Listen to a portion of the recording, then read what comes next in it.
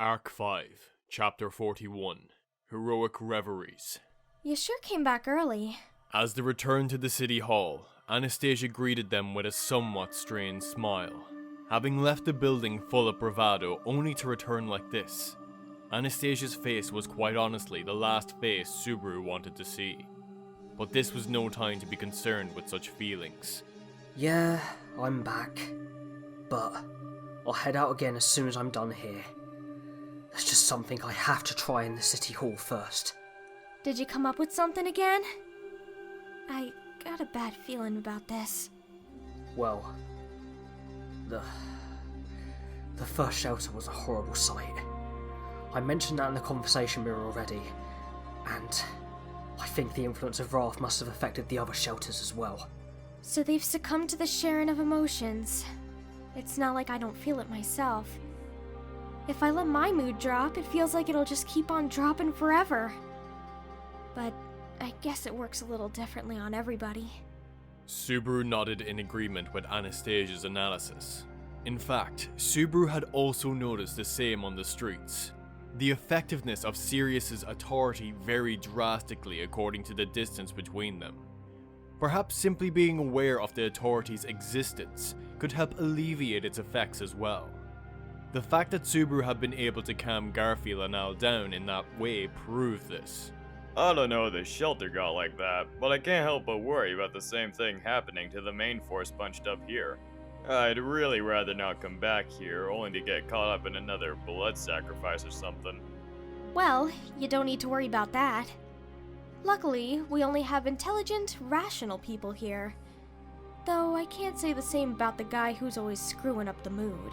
Al, who had arrived along with Subaru, spoke up while looking around the first floor of the city hall.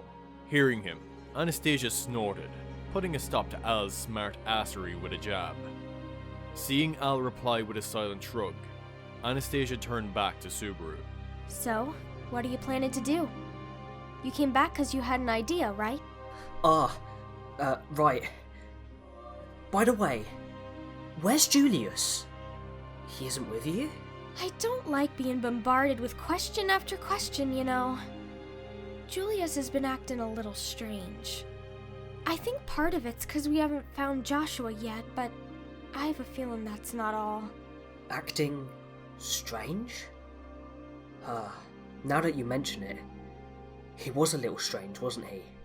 Waking up after the failed attack on the city hall, Subaru did notice that Julius was less articulate than usual. He seemed to be making judgments and suggestions that he would never have made in normal circumstances, and there was a visible lack of confidence about him. He was a man with a strong sense of duty. Subaru had thought that it had been regret for letting Gluttony escape, but perhaps there was more to that story. Captain, you've a bad habit of concerning yourself with every problem out there. I know you're worried about Julius, but that ain't something we can fix right now. Yeah, you're right. Well, I'm sure that guy will do just fine on his own, without anyone worrying about him.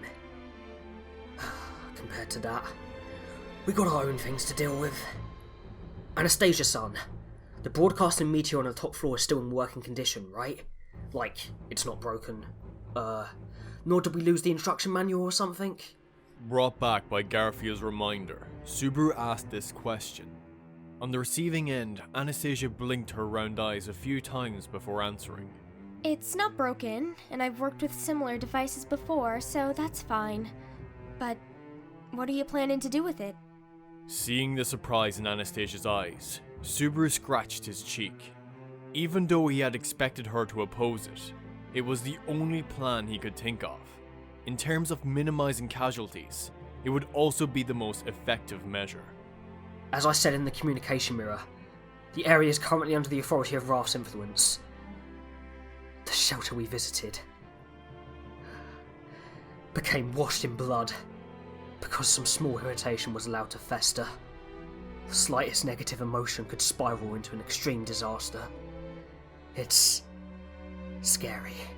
Exactly. The more people there are, the harder it is to control them, and the panic will spread even quicker. That said, with the refuge shelters, or even without the shelters, people will tend to huddle together. right? Subaru quietly nodded to Anastasia's question. What was so frightening about Sirius's authority was that the bigger the group of people, the more powerful its influence would become. And upon hearing the witch cult's threats over the broadcasts, people could not help but form groups because of their anxiety. A truly sickening way of exploiting people's helplessness. It was unclear whether the witch cult had been hoping for their cooperation, but the fact remained that it had created a vicious cycle that was threatening those people's lives this very moment. Do you mean to say you've thought of a way to counter it? It's only a maybe this could work kind of thing. I do think it's worth trying. It's just... In front of Anastasia's expectant gaze, Subaru's words abruptly trailed off.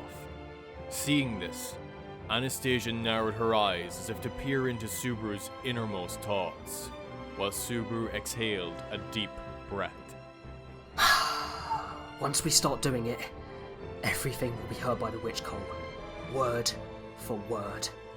So, there's the possibility that we could run into other problems if we provoke those guys. And in exchange, there's a good chance that we can reduce the threat that's already upon us. Yeah, that's right. Now that we've retaken the city hall, and considering Sirius's authority is currently affecting the shelters, even though it's hard to balance the risks, I still think... It's impossible to imagine how the witch cult would react if a monumental action were to be taken. The dangers were equivalent to bringing a burning match into a stash of gunpowder, as was always the case when dealing with the witch cult. What made it so difficult to assess was that the gunpowder could also blow on its own, at any moment, regardless if a match were brought or not. I think I more or less know what you're planning to do now, Natsuki-kun. Really? After briefly sinking into thought, Anastasia let out a long sigh and spoke. Hearing this, Subaru raised his brows, surprised at her reaction. Going by the flow of the conversation, and since you asked about the broadcasting device at the start, I'd be more worried if I still couldn't figure it out. Well, yeah, I guess. So, what do you think? You're against it, aren't you? Just as he had thought beforehand, she would probably oppose it.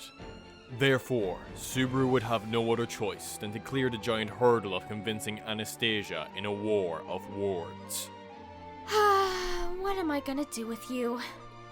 What? You okay with it?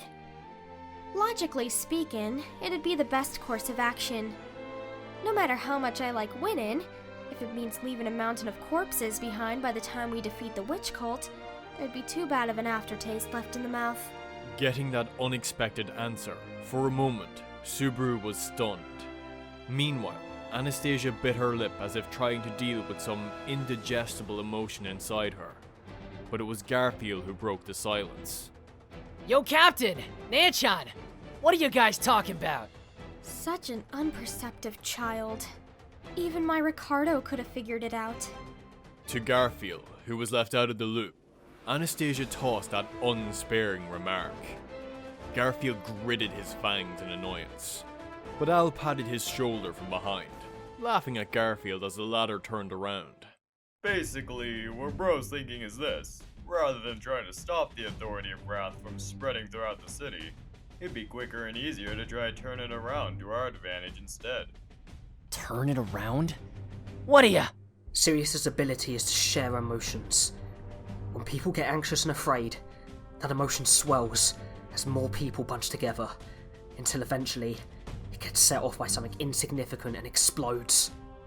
So, if we can replace fear and anxiety with another emotion, paint it over with something like hope, then those feelings will be what's shared instead. Garfield's doubts were cleared by Al and Subaru, then lastly by Anastasia.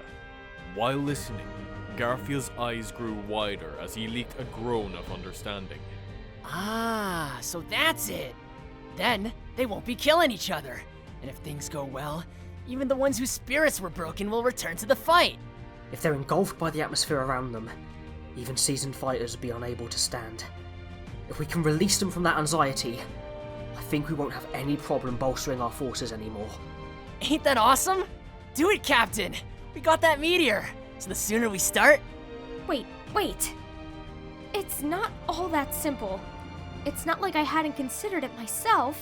Anastasia clapped her hands to stop the overexcited Garfiel. Seeing this, Garfiel bared his fangs. Huh? Why are we holding off? You just said you agreed, didn't ya? Don't tell me you're backing out at the last moment. I never said I'm backing out. I told ya, I've thought about this. There's another problem to this, beside these simple pros and cons. Pros and cons? Those are the ones we talked about earlier. No? The pros, the goal of the strategy itself, eliminating the anxiety and despair from the citizens so we don't have that constant threat at our backs. The cons, that whatever we broadcast into the city will naturally also reach the ears of the witch cult. We've got absolutely no idea how they'll react. Anastasia raised her hands to both Garfiel, who bit his lip, and Subaru, who remained calm. However, She continued. in terms of disadvantages, I believe they're almost negligible. In the first place, when they were making their demands, the witch cult never forbade resistance. It's as if they don't even mind if they're thwarted or opposed. Now that you mention it, even though we attacked the city hall, they didn't use that as an excuse to exact any retribution. What they did to the people in the city hall was just for their own amusement. Amusement? I like that choice of words. It's a pretty accurate way of describing those guys' sick inclinations. Anastasia sighed, while Subaru wanted to gag just at the thought of those Synarch bishops' faces. However, they both agreed that there was no extra risk in making the broadcast itself. So then, Anastasia's concern was... While I've got no objections about the broadcast itself, the problem would be, what'll it contain, and who'll be making the speech? What and who? Not understanding what Anastasia was saying, Subaru furrowed his brows. If she was asking about who should make the broadcast over the city to rouse the hearts of the people and chase away their anxiety, then... Well, that's where Anastasia-san comes in. People recognize you as a royal candidate. If something inspiring comes from Anastasia-san's mouth... This might sound strange coming from me, but I think it's difficult to expect that kind of effect from my words. As much as I hate to admit it, I'm not up to that task. Anastasia shook her head at Subaru's intuitive suggestion. Subaru did not understand what she meant, since, naturally, the whole of Prestilia would know about Anastasia's position as a royal candidate. They would be aware of the royal selection. Her fame certainly far exceeded anyone else present. Not up to it? Why? I mean, Anastasia-san, you're... If renown's all that matters, then I'd indeed be the most suitable. If that's all it took to change things for the better, then I'd be happy to oblige. But that's not the case. My renown's unrelated to beating the witch cult. Someone famous is fighting the witch cult. That's the kind of knowledge that might have an effect, or not. But... In that case, it'd be pointless. What's needed is hope. Hope that can replace all the anxiety in people's hearts in a single stroke. Subaru had no words to reply to Anastasia's statement. Honestly, he wanted to chide her for her faint-heartedness, and to refute what she was saying. However, no one other than Anastasia herself was the one who seemed to rue the pitifulness of her statement the most. Anastasia could not have said those words without thinking. Quite the opposite. It was precisely because she had thought it over thoroughly that she had judged herself unworthy of that role. I can trick and beguile people with magnificent words, and I'm sure that out of every 10, 5 would be deceived. But it'd only be a frail, desperate straw that'd blow away at the slightest whiff of wind. All it'd accomplish was to create a momentary change in feeling. Then, what about Krush-san? She has the military experience, and belongs to a noble family of Lugnica. Right, the words would certainly carry weight if they came from Krush-san. If it were the former Krush-san. The current Krush-san doesn't have that kind of influence over people. Not to mention that Krush-san's currently fighting for her life. That's a problem that's gotta be solved before asking her to inspire anyone else. fighting for her life. It's that bad! Hearing that Krush was in a worse state than he had been told, Subaru took a step towards Anastasia. With the height difference between them, Anastasia looked up at Subaru and tightened her lips. Subaru quickly turned to Garfiel, only to see him meekly shaking his head. The cat-ear Neichan won't let her die. I'm sure of it. She's poured so much of her life force into her. But I'm against putting the woman in front of the meteor and talk as well. Hell, she can barely make a sound. Damn it! Then what about Julius? If it's Julius, he'd... It's true that Julius is part of the Royal Knights, and is one of the greatest knights in the kingdom, and my pride. But how much did Julius's name mean in this city? At best, his chances are about the same as mine. And I'm more eloquent to boot. Krush was out of the question, and Julius was also shot down. Of the faces in the city hall who could possibly inspire hope in others, only Wilhelm and Ricardo were left. But Ricardo had neither the influence nor the popularity. And how could anyone ask this of Wilhelm now? Even if he agreed, what advantage would Wilhelm's title as the former commander of the Royal Knights even bring to the table? Then, what do we do? Who else is there? Well, Just when Subaru thought he had found an effective countermeasure against wrath, he was struck without anyone suitable enough to execute it. And while Subaru sank into these thoughts, Al casually raised his hand. if anyone's gonna do the broadcast, shouldn't it be you, bro? What? Hearing him say that as if it were a matter of course, it took Subaru a moment to react. Leaving his mouth gaping open, there was nearly no need to think twice about what Al had just said. Making such an unfunny joke at a time like this, what was he thinking? Say, Al, we're in the middle of a serious conversation here. The kind where every second counts. I can't deal with your jokes right now. Oi, wait a minute. I'm aware that I'm a guy Princess Sand hired because more than half of my remarks are irrelevant. But I wasn't joking just now. If you weren't joking, then what made you think I could do it? Either you're trying to be funny, or you're mad. And I don't know what's worse here. What's so crazy about that? Why don't you have a look around? Although Al was someone with "not serious" written all over him, at that, he suddenly lowered his voice and nudged with his chin. Following his movement, Subaru shifted his gaze to the two others beside him, Anastasia and Garfiel, though Subaru imagined that they were just as baffled by those words. Oi, you guys too? Their gazes were serious, certainly not surprised or annoyed at all. They were staring at Subaru with sincere affirmation in their eyes. It was almost as if they were saying they agree with Al. You're kidding, right?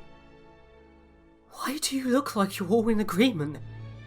If Anastasia and Julius can't do it, what makes you think I can? Well, like I said on the street, we all got this far because of you, bro. Garf agrees with me, judging from the way he keeps calling you Captain and all that. How are those two things connected? It's the same thing. To have Garf call you Captain means you've done something right, bro. That just shows how much he trusts you, right?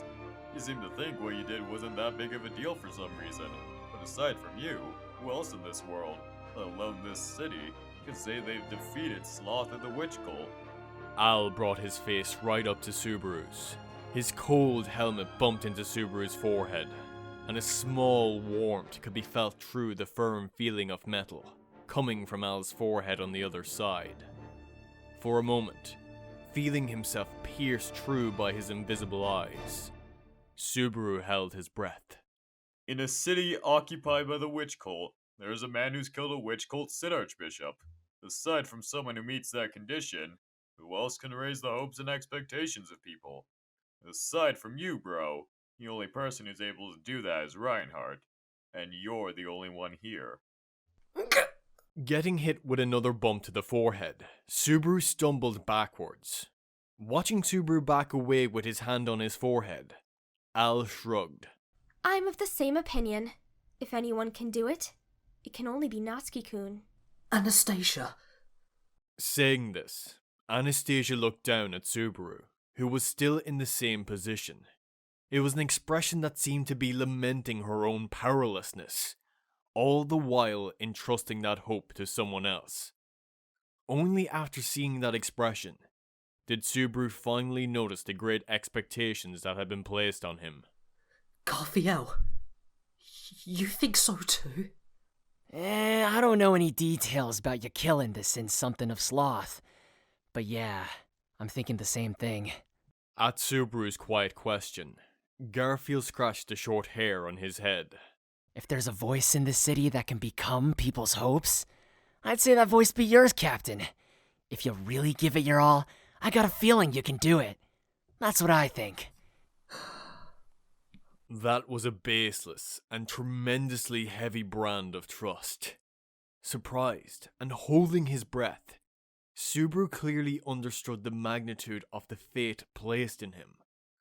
Looking back, he saw Anastasia, who nodded. Next, he saw Al, who shrugged his shoulder. As before, Garfiel was still watching Subaru. When Subaru turned to face him, he nodded as well. Taking in each of their reactions, Subaru turned up his head, narrowing his eyes to the light of that weak light of the crystal on the first floor. He exhaled a long, deep sigh. They estimated him way too highly. He had felt it from Wilhelm, Julius, and Reinhard as well. They had gotten it all wrong about Subaru. All wrong.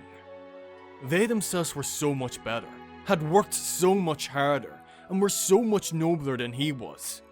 Yet, as if it were a matter of course, they praised Subaru, offered him their help, and greeted him with such warmth.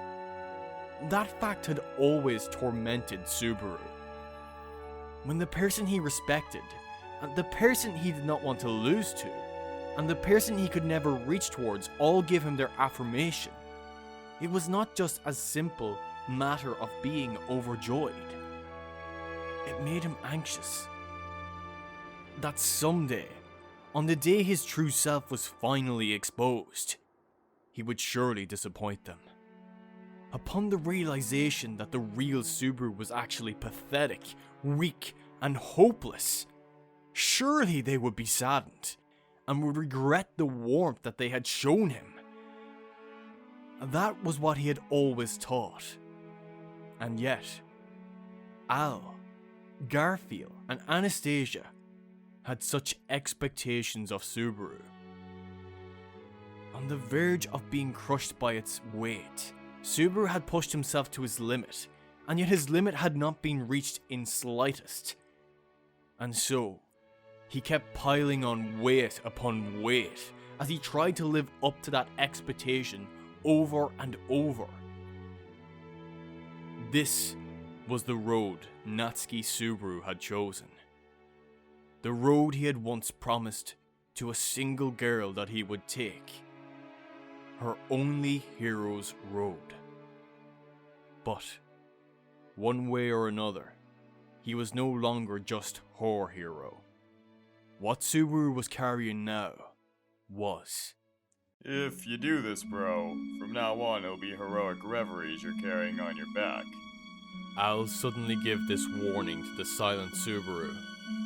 Watching Subaru's eyes drop, Al continued in a listless voice. You can never lose, you must only win. You'll take up their hopes, scare their expectations, and fight to show them a future of light. If you make this decision here, that's what you'll have to do. I can never lose. Sounds like just how it's always been, doesn't it? Its weight is different. Your loss, bro, becomes more than just your loss. Subaru did not understand what Al was saying. Subaru's battles had always been this way. When Subaru lost, Subaru was not the only one who would be lost. Everything Subaru wanted to protect would be lost with Subaru's defeat. It had always been this way. It had never been otherwise. If defeat did not cost him anything, he would have had no reason to fight. Still, Subaru struggled on because there were things that could not be protected unless he fought. And after today, their numbers would swell to unbelievable proportions. Isn't that still how it's always been? Exhaling a sigh, he had made up his mind. The pounding of his heart, so intense until now, settled down as his vision cleared.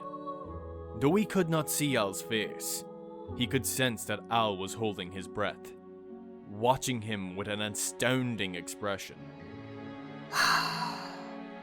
Anastasia, son. I'll do it. If my voice can make a difference, then leave it to me. Are you sure? Once you take on people's hopes... It's no different from what I always do. Hero. It doesn't sound too bad, does it? Though, honestly, it's kind of embarrassing to be calling myself that. Seeing Anastasia's worried expression, Subaru softly rubbed the tip of his nose. If it's just a matter of being a hero, I already made my decision a year ago. Otherwise, I'll bring shame to the girl watching over me, and the girl whose back I'm watching. Is that so? Well, alrighty then. Boys like to show off at all times, after all. Anastasia smiled and gave Subaru a light poke in the chest. Subaru was a tad taken aback by that reaction, since that might have been the first time he had seen Anastasia let down her guard and show her true emotions. With that feeling rapidly melting into his chest, where he had been poked, Subaru lifted his face. Thank you, Garfiel, Al, for helping me make up my mind. Saying this to the two at his back, Subaru followed behind Anastasia. Just what would he say while standing in front of the broadcasting meteor, he wondered. He still was unsure of what or what not to say. But strangely, there was no confusion or anxiety accompanying it. After all, it was just the same as usual, right? Because he knew that, just as usual, he had no choice but to show off again, right?